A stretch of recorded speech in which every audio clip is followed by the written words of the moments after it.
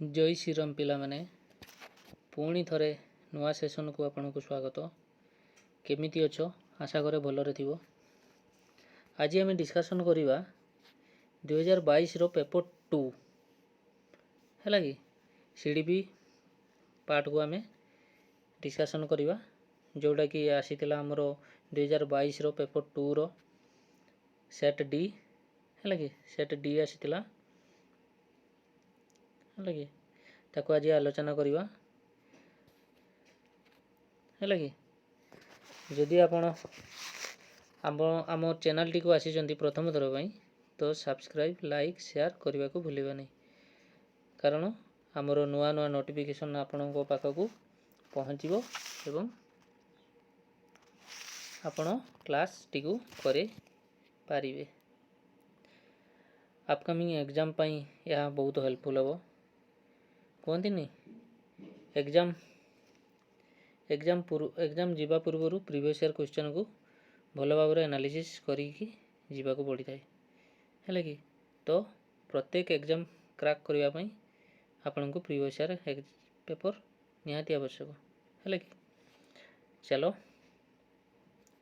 Class T को आरंभ करने पूर्व जदि चैनल टी को प्रथम थर आप विजिट कर तेबे चैनल टी को सब्सक्राइब करदेवे है कि लाइक करदेवे एवं शेयर मध्य करदेवे।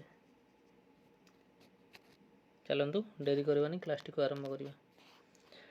आज करवा आम प्रथम शिशु विकास और शिक्षा बा सीडीपी पार्ट को जोटा कि 2022 रो पेपर 2 रो आसीथिबा किछि पेडागोजी क्वेश्चन।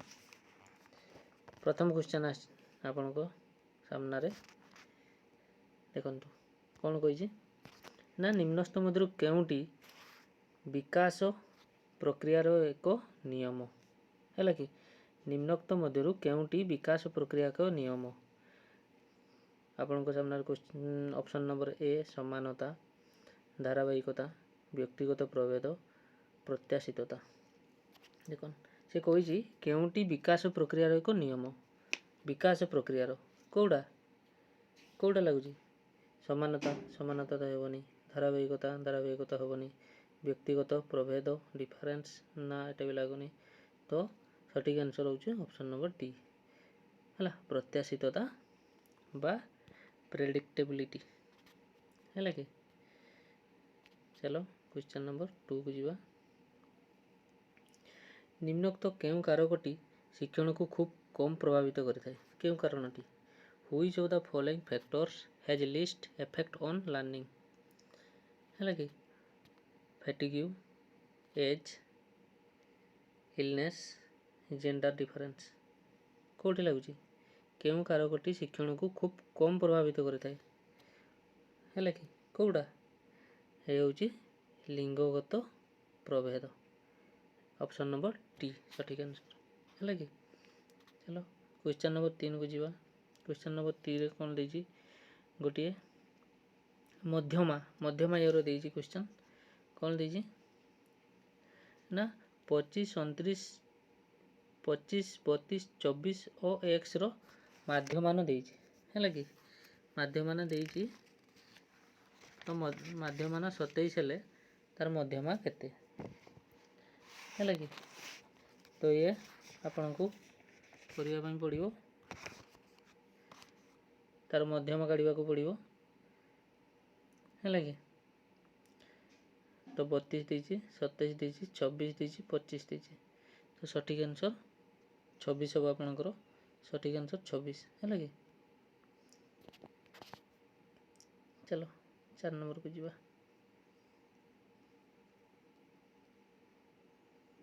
4 नंबर कौन देची ना का एक तथ्यावली रो माध्यमान और गरिष्ठ को यथाक्रमे 4 और 10 हेले मध्यमा केते हो 4 और 10 हेले मध्यमा केते हो 1.5 5.3 16 6 कोड़ा ठीक हो आंसर ऑप्शन नंबर डी हो तार सठिक आंसर एक तथ्यावली रो माध्यमान और गरिष्ठ को यथाक्रमे 4 और 10 हेले मध्यमा केते हो ऑप्शन नंबर डी हो सठिक answer. Question number 5 5 According to whom value in human life is strong interest of human personality. Option number Alpert, Plato, Josh Billings, Mac Classics. तो कौटा सठिक आंसर हम क्या मत मूल्यबोध हो मनुष्य व्यक्तित्वर एक बलवत्तर कौटा आल्बर्ट प्लाटो जोसेफ बिलिंग मैक क्लासिक्स ये सठिक आंसर टी हूँ आल्बर्ट है कि सी मूल्यबोध उपरे मनुष्य व्यक्तित्व बलवत्तर आग्रह उपर से कही है कि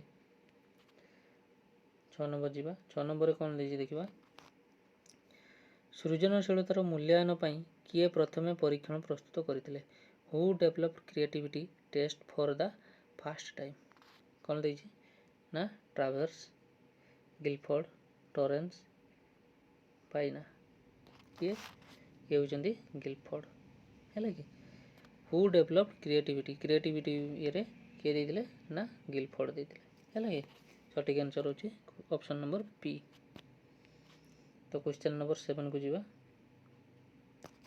बौद्धिक विकास परिमाप निम्नोक्त क्यों परीक्षण द्वारा करा जाय परिबो बौद्धिक विकास measure of scholastic development can be done using which of the following test essay type है कि essay type objective oral all of the above को क्वेश्चन ना बौद्धिक विकास परिमाप निम्नोक्त क्यों परीक्षण द्वारा होता है रचनात्मक माध्यम भी होता है वस्तुनिष्ठ माध्यम होता है मौखिक माध्यम होता है उपरोक्त समस्त ऑप्शन नंबर डी है कि तो क्वेश्चन नंबर 8 को जीवा 8 रे कौन कही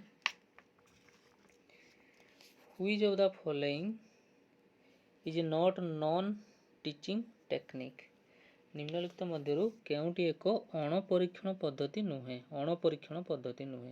कौड़ा गोटे देजी आग्रह परिमापक सूची उपयोजन परिमापक सूची निर्धारण मापन कर्मकुशलता परीक्षा कौड़ा ये आपणकर देख कौड़ा हुए नहीं है कि देख आग्रह परिमापक सूची है कि ये तो लगुच सठिक टाइप उपयोजन परिमापन प्रति येटारे हुए है कि हुए येटारे निर्धारण मापन भी ये भी हुए है कि कर्मकुशलता परिमापन परीक्षण ये भी हुए किंतु ये कौन देछि ना केउटी एक अणपरीक्षण पद्धति नुहे ताले आग्रह परिमापन एक सूची है कि ये हूँ सठिक आंसर हूँ क्वेश्चन नंबर ऑप्शन नंबर ए है कि 9 नंबर जीवा देखा when a teacher decides teaching method learning activities and technique for the students is known as कौड़ा हम लर्निंग सेंट्रिक देछि लर्नर सेंट्रिक देछि टीचर सेंट्रिक देछि नॉन ऑफ द अबव देछि कौड़ा देछि when a teacher decides teaching method learning activities and technique students is known ये कौन ये देछि कौन ना मेथड देछि मेथड के ये करे लर्नर एक्टिविटीज लर्नर के करे ये हूँ टीचर सेंट्रिक रे जीवो है कि टीचर सेंट्रिक रे एगुड़ा सब कौन ना मेथड टीचिंग मेथड ये सब कौन ना शिक्षक केंद्रित करे जाउछि है कि चलो ए क्वेश्चन नंबर 10 को जीवा क्वेश्चन नंबर 10 रे कौन देछि ना which of the following statement is correct in case of learner central approach option number A रे कौन देछि ना allow students to interact with their team through discussion and learning activities option number B रे passively waiting for teachers instruction option number D रे C रे collaboration is discouraged option number D रे does not give importance to students voice है कि कौड़ा हम ताले सठिक answer option number ए है ना सठिक option number A allow student to interact with their teams through discussion and term activities है कि तो 10 क्वेश्चन लो ऑप्शन नंबर ए हूँ सठिक आंसर। चलो जीवा 11 को जीवा।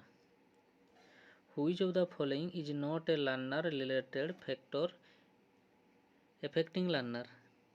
निम्नोक्त मध्यरु केउंटी शिक्षण को प्रभावित करुवा शिक्षार्थी संबंधित एक कारक नुहे देछि नेगेटिव देछि नुहे देछि हैला कि नुहे तो मनोयोग प्रेरणादान लक्ष्य संपर्क हैला कि निम्नोक्त मध्यरु केउंटी शिक्षण को प्रभावित करुवा शिक्षार्थी संबंधित एक कारक नुहे कोटा कारक नुहे ये होछि ऑप्शन नंबर डी संपर्क कम्युनिकेशन हैला कि कम्युनिकेशन संपर्क को से कोन ना एक कारक नुहे। ऑप्शन नंबर क्वेश्चन नंबर 12 जीवा। In lower classes play way method of teaching is based on option number A रे दीजिए physical education program. Option number B रे दीजिए theories of method of teaching. Option number C रे psychological principle of growth and development. D रे दीजिए sociological principles of teaching. सठिक answer कोटा ना ऑप्शन नंबर सी दीजिए साइकोलॉजिकल प्रिंसिपल ऑफ ग्रोथ वृद्धि और विकास मनस्तात्विक तत्व है कि क्रीड़ा पद्धति रे शिक्षादान आम जो क्रीड़ा पद्धति मध्यम कौन यदि विकास वृद्धि वृद्धि और विकास हेले पिला शिक्षण पाई उपयुक्त कौन मनोयोग सहकारे से पढ़िबो पाठ है कि। चलो क्वेश्चन नंबर 13 कौन करी ना एक तथ्यावली प्रसरण वेरिएंस देछि 196 हेले मानक विच्युति केते है कि मानक विच्युति केते ना एटा तुमे 196 रो कौन करिवो ना वर्गमूल काढिवो है कि 196 वर्गमूल काढिले केते हेबो ना 14 हेबो है कि। तो ऑप्शन नंबर बी सठिक आंसर हो है कि 14 नंबर। भिन्नक्षम शिशुर शिक्षा व्यवस्थार एक अभिन्न अंश विशेष कहा पाई समन्वित शिक्षार आवश्यकता अच्छी यह क्यों आयोगों सुपारिश थिला। ऑप्शन नंबर ए रे मोदालियर। ऑप्शन नंबर बी रे कोठारी। ऑप्शन नंबर सी रे राधाकृष्ण। ऑप्शन नंबर डी रे सर्जेंट तथ्य से देछि the education of the disabled children should be an inseparable part of the education system for which integrated program is necessary. This was the recommendation of which commission को commission ला हम ये करछे ये होची हमरो कोठारी कमिशन है कि ये होची कोठारी कमिशन। तो ऑप्शन नंबर बी सठिक आंसर। तापर जीवा क्वेश्चन नंबर 15 ये देजी मॉडेल देजी किछि मॉडेल केउ प्रकार शिक्षण सामग्री अटे मॉडेलटा को प्रकार कोडे देजी मात्रा सूचक प्रदर्शन प्रक्षेपित कौन जेते नुहे है कि dimensional display projected none of the above कोटा सठिक आंसर लागुଛି मॉडेल केउ प्रकार शिक्षण सामग्री अटे ये होची डायमेंशियल मात्रा सूचक है कि ये होची मात्रा सूचक। तो ऑप्शन नंबर ए है कि सठिक आंसर। तो 15 नंबर को जीवा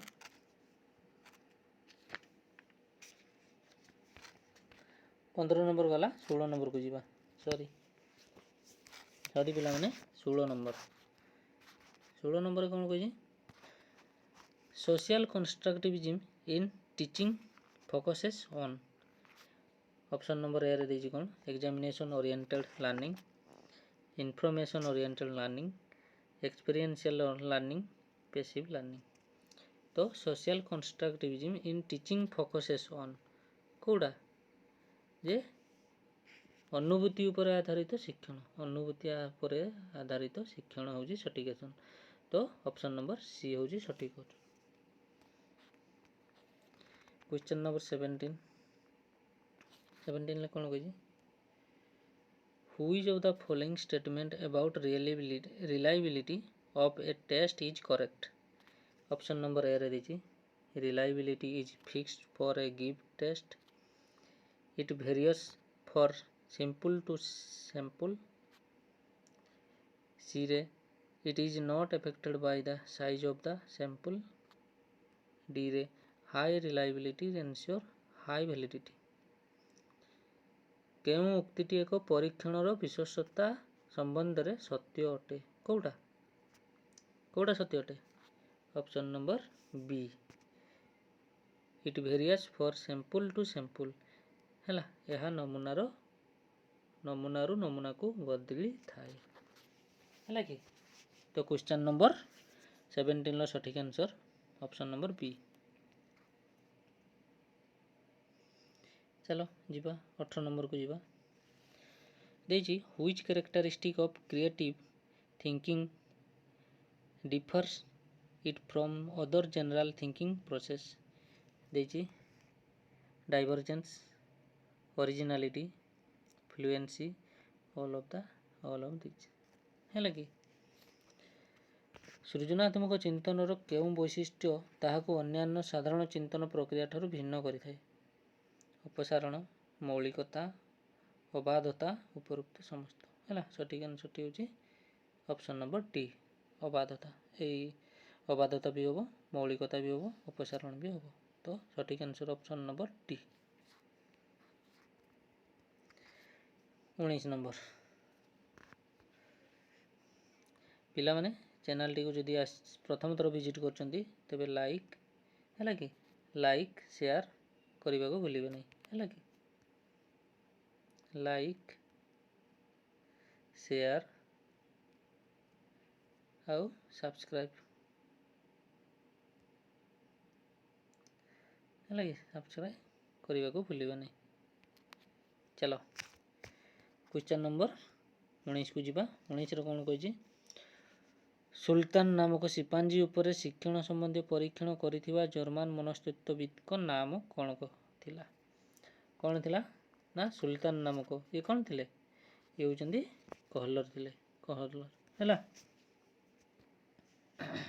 गेस्टालट भी नहीं थंडाइक नहीं वाटसन नहीं ये कहलर थिले हैला कि option number question number 20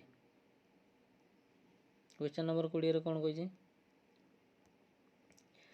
Which of the following is not a characteristic of child-centered approach in teaching learning process? Option number A रे दीजिए it is joyful and game oriented. Option number B रे दीजिए learner discover knowledge. Option number C रे दीजिए with the teacher effort learners become effect inside the classroom. Option number D रे दीजिए it is a prescribed approach है कि एपटे देखा निम्नस्थ मध्य केउंटी शिक्षादान शिक्षण प्रक्रिया शिक्षार्थी कैंद्रिक पंथार एक वैशिष्ट्य नुहे कौटा नुहे ऑप्शन नंबर यह एक पूर्व निर्धारित पंथा अटे ऑप्शन नंबर डी हूँ सठिक आंसर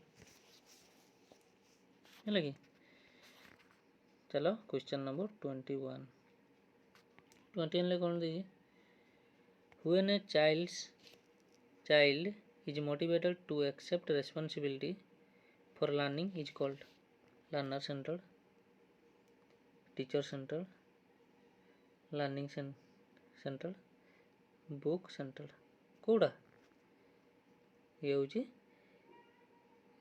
चाइल्ड इज मोटिवेटेड माने जड़े शिक्षार्थी जिते उत्साहित होता है ताको कौन कहुए ऑब्वियसली ताको कौन कहुए learning centered option number C शिक्षण केंद्रिक एटी देछि ना child is motivated to accept responsibility for learning is called सेटा को प्रकार लाम को शिक्षण कह शिक्षण केंद्रिक कह ना।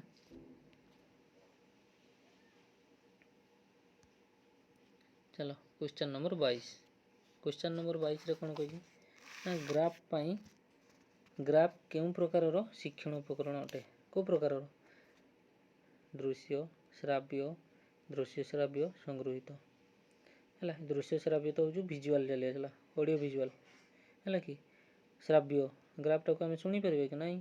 ସଂଗୃହୀତ କଲେକ୍ଟର ନା, ତ ଆମର ଗ୍ରାଫଟା ହେଉଛି ଦୃଶ୍ୟ ଶ୍ରାବ୍ୟ, କେବଳ ଆମେ ଦେଖିପାରିବା, ହେଲା କି?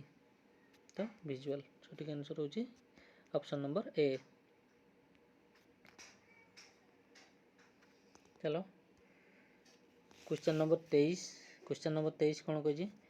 ନିମ୍ନସ୍ଥ କେଉଁ କାରକ ଏକ ପରୀକ୍ଷଣର ବିଶ୍ୱସ୍ତତାକୁ ପ୍ରଭାବିତ କରିଥାଏ? କେଉଁଟା?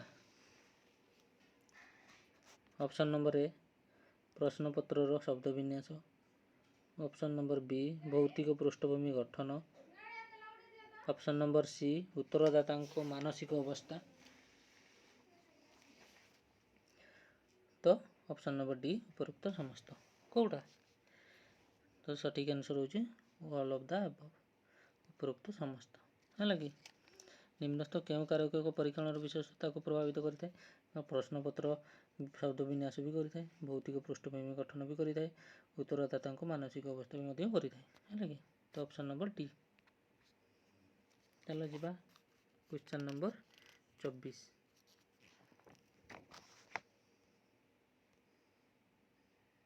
ରେ କ'ଣ କହିଛି? ଦି measure of the spread or variability of score in a data is called as norms, reliability, standard deviation, validity। କେଉଁଟା? ମାନ, ବିଶ୍ୱସ୍ତତା, ମାନକ ବିଚ୍ୟୁତି, ବୈଧତା। କୌଣସି ତଥ୍ୟାବଳୀର ବିସ୍ତୃତି ବା ପରିବର୍ତ୍ତନଶୀଳ ଲବ୍ଧାଙ୍କର ପରିମାପକୁ ମାନକ ବିଚ୍ୟୁତି କୁହାଯାଏ। କ'ଣ କୁହାଯାଏ? ମାନକ ବିଚ୍ୟୁତି କୁହାଯାଏ, ହେଲା କି? ତ ଅପସନ୍ ନମ୍ବର ସି ହେଉଛି ସଠିକ୍ ଆନ୍ସର୍। 25 ନମ୍ବର ଯିବା।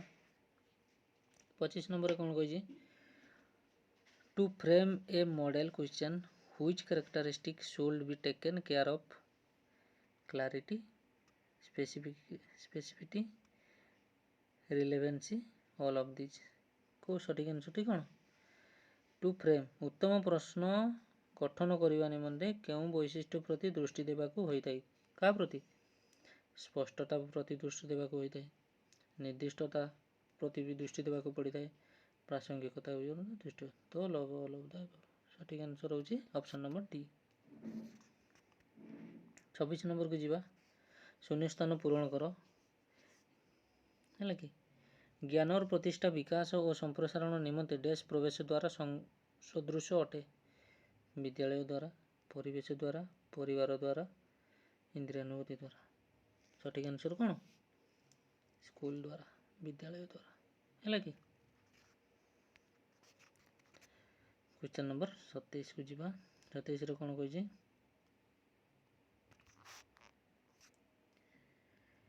ଗଠନମୂଳକ ମୂଲ୍ୟାୟନର ଉଦ୍ଦେଶ୍ୟ କ'ଣ? ହେଲା କି? ଗଠନମୂଳକ ମୂଲ୍ୟାୟନର ଉଦ୍ଦେଶ୍ୟ କ'ଣ? ଗୋଟେ ଏକ ଦେଇଛି। କ'ଣ ପରିମାପନ କରାଯିବା ସ୍ଥିର କରିଥାଏ? ପାଠ ଶେଷରେ ସଫଳତାର ହାର ନିର୍ଦ୍ଧାରଣ କରିବାକୁ, ଶିକ୍ଷଣ ଅଗ୍ରଗତି ନିର୍ଦ୍ଧାରଣ କରିବାକୁ, ଶିକ୍ଷଣ ଅସୁବିଧା ନିର୍ଣ୍ଣୟ କରିବାକୁ। ସଠିକ୍ ଆନ୍ସର୍ଟି କ'ଣ? ଅପସନ୍ ନମ୍ବର ସି ଶିକ୍ଷଣ ଅଗ୍ରଗତି ନିର୍ଦ୍ଧାରଣ କରିବାକୁ। ଆମେ ଶିକ୍ଷଣରେ କ'ଣ କେତେ ଦୂର ଅଗ୍ରଗତି କରିଛୁ ତାହା ନିର୍ଦ୍ଧାରଣ କରିବାକୁ ହେଉଛି ଗଠନମୂଳକ ମୂଲ୍ୟାୟନର ଉଦ୍ଦେଶ୍ୟ, ହେଲା କି? ତ ସଠିକ୍ ଆନ୍ସର୍ଟି ହେଉଛି ଅପସନ୍ ନମ୍ବର ସି। 28 ନମ୍ବରକୁ ଯିବା। 28 ନମ୍ବର କ'ଣ କହିଛି? ଶିକ୍ଷାର୍ଥୀର ଶିକ୍ଷଣ ଫଳାଫଳକୁ ମାପୁଥିବା ଶିକ୍ଷଣକୁ କ'ଣ କୁହାଯାଏ? Test the measure learning outcome of students is achievement test, intelligence test, aptitude test, creativity test. କ'ଣ? ଇଏ ହେଉଛି achievement test. Option number A achievement test, ହେଲା କି? କ୍ୱେଶ୍ଚନ୍ ନମ୍ବର 29 କହିଛି who is the father of micro teaching? Micro ଟିଚିଂର ଜନକ କିଏ? ହେଲା କି? କିଏ? ବିକେ ପାସି, DWLN, DD ତିୱାରୀ, ପ୍ରେମ ଛାବ୍ରା। କିଏ? ଇଏ ହେଉଛନ୍ତି ମାଇକ୍ରୋ ଟିଚିଂର ଜନକ ହେଉଛନ୍ତି WDLN, ହେଲା କି? ତ ଆଜିକାର ଶେଷ କ୍ୱେଶ୍ଚନ୍ ଏବଂ ଶେଷ ପ୍ରଶ୍ନ। ଚ୍ୟାନେଲଟିକୁ ପ୍ରଥମ ଥର ଭିଜିଟ୍ କରିଥିଲେ ଲାଇକ୍ ଏବଂ ବହୁ ମାତ୍ରାରେ ସେୟାର କରିବାକୁ ଭୁଲିବେ ନାହିଁ, ହେଲା କି।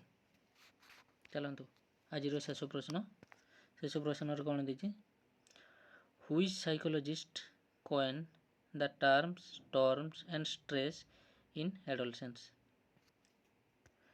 କେଉଁ ମନସ୍ତତ୍ତ୍ୱବିତ୍ କୈଶୋରମାନଙ୍କ କ୍ଷେତ୍ରରେ ଝଡ଼ ଓ ମାନସିକ ଉତ୍ତେଜନା ଶବ୍ଦଦ୍ୱୟ ଗଠନ କରିଥିଲେ? କ୍ଲାର୍ ହଲ୍, କଲବର୍ଗ, ଷ୍ଟାନେଲ୍ ହଲ୍, ବୁର୍ନର। କିଏ? ଇଏ ହେଉଛି ଷ୍ଟାନେଲ୍ ହଲ୍, ହେଲା କି। ଇଏ ହେଉଛନ୍ତି ଷ୍ଟର୍ମ ଆଣ୍ଡ ଷ୍ଟ୍ରେସ୍ର କ'ଣ ଶବ୍ଦଦ୍ୱୟ ଗଠନ କରିଥିଲେ ଷ୍ଟାନେଲ୍ ହଲ୍, ହେଲା କି। ଇଏ ଥିଲା ଶେଷ ପ୍ରଶ୍ନ, ହେଲା କି।